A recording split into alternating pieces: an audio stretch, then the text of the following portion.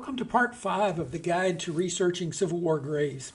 Johnny Anderson, Chief Researcher at the Civil War Project, and in this video we're going to be looking at Find a Grave virtual cemeteries.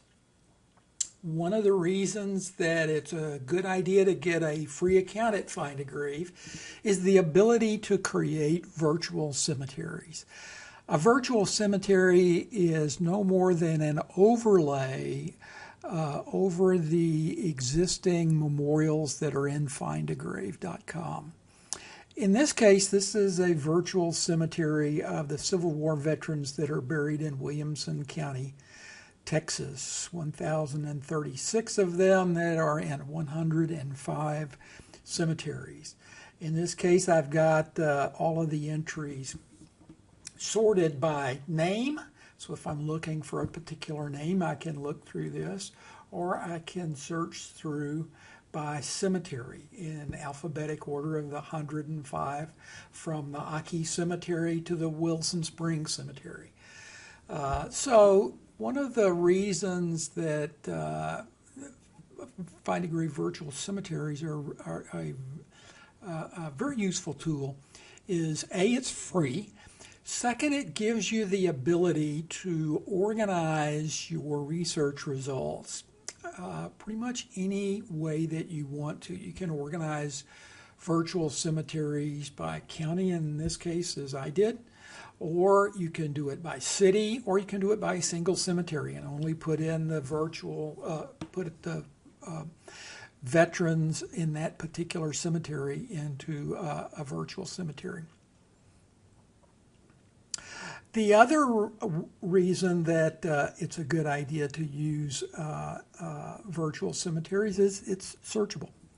So if you were to go on Bing, not so much on Google yet, but Bing, and search for Civil War veterans buried in Williamson County, Texas, the first item that's going to show up is this virtual cemetery. So it allows you to get a broad distribution of your research results.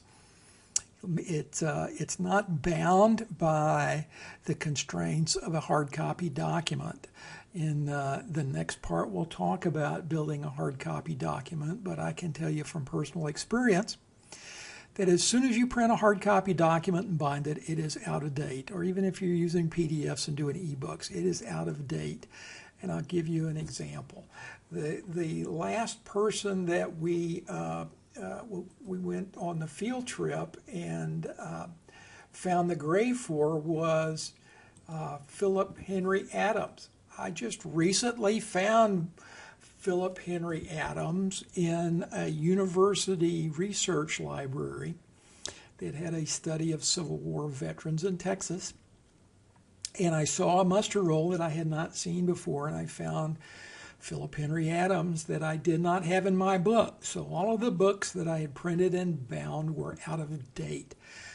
A virtual cemetery gives you the ability to never be out of date. You can always add, change, or delete people if you find later that you mistakenly attributed them as a veteran. The other thing that you can add, as I've shown before, is you can add a service flower. In this case, this shows that Philip Henry Adams was a private in the local militia of Williamson County, 27th Brigade of the Texas State Troops.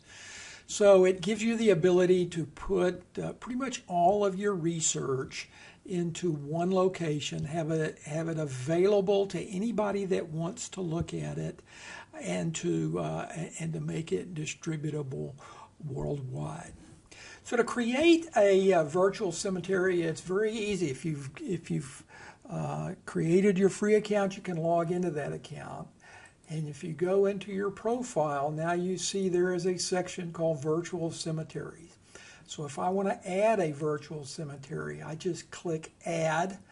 I give the virtual cemetery a name and put in a description, and decide whether I want to make it a private that I can only see or a public cemetery. And I save that, and then I can start to add people to the virtual cemetery from their memorial. easily enough, you just click Save to Virtual Cemetery, and all of your virtual cemeteries will show up in a list.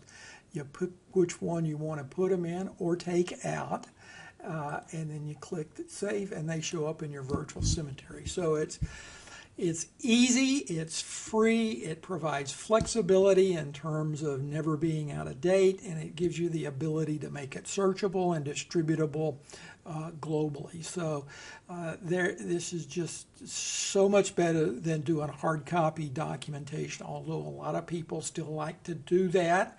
And I've done that, where I've donated copies to museums and to the libraries so that they could put on their bookshelves. This is a way to do it and have it never go out of date.